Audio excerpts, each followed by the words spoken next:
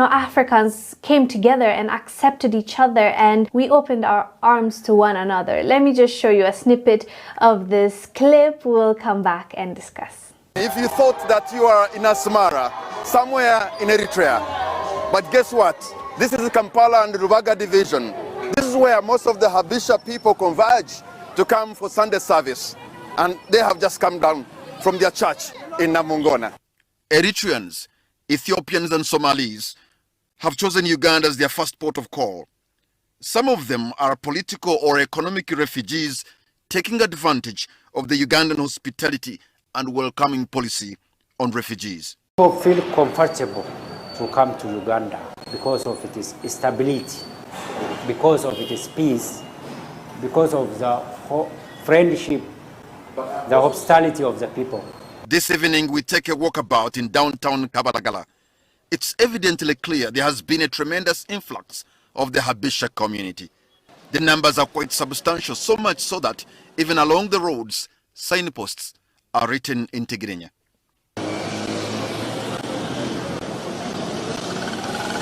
The fusion of the Habesha, South Sudanese and Somalis in Kampala, together with the Ugandan indigenous communities, has created a unique mosaic that was not there 5 or 10 years back.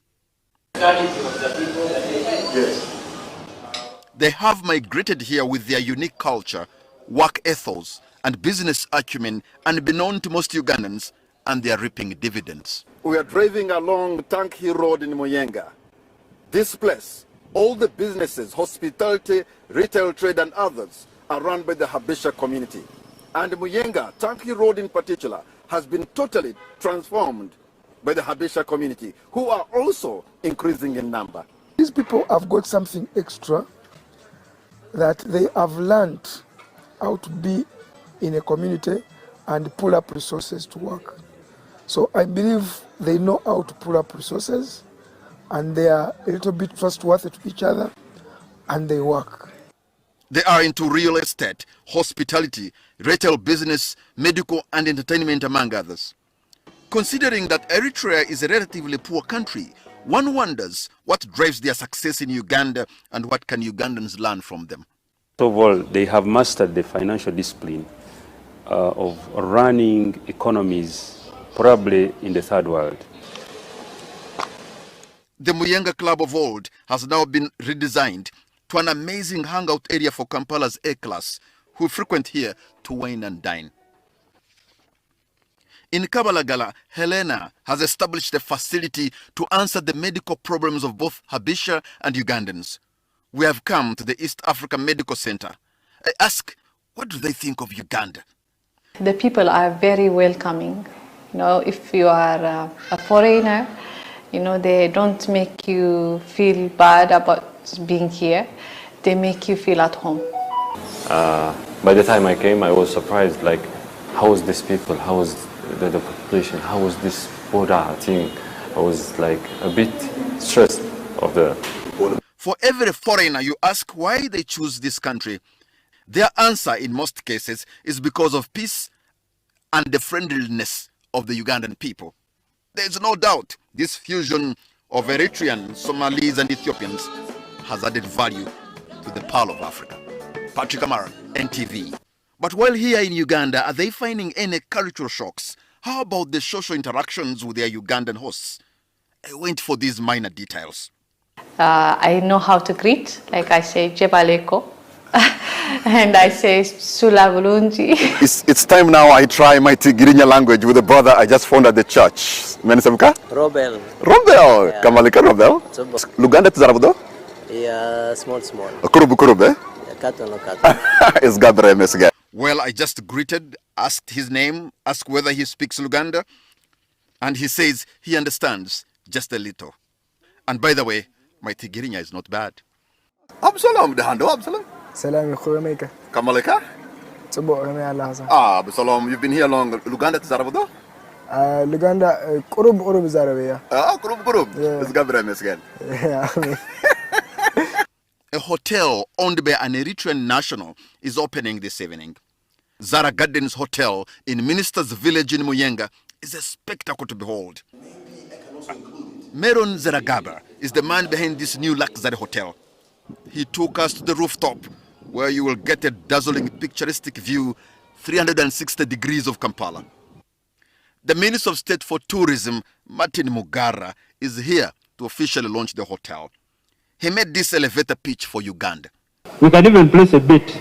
There is no country as beautiful as this country.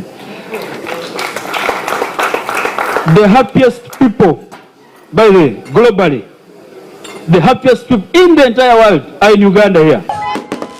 As a volley of fireworks is released into the sky on this beautiful Kampala evening, there is no doubt this fusion of Eritreans, Somalis and Ethiopians has added value to the Pearl of Africa. Patrick Amara, NTV.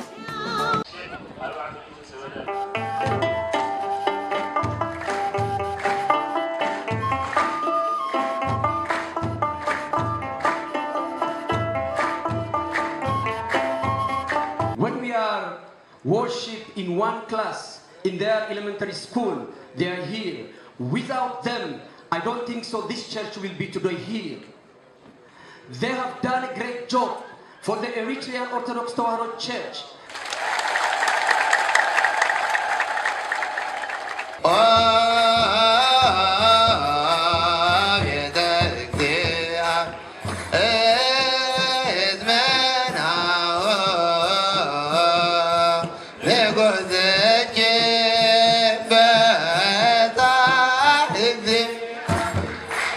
That video you just watched is from NTV Uganda, and they were documenting how Eritreans live in Uganda in harmony and have opened businesses and hospitals, and how they're working together with the community, with the locals, and like both sides talking about each other, the Ugandans being happy to have the Eritreans there, and the Eritreans being really happy with how they were being treated by the Ugandans and how welcoming they were towards them.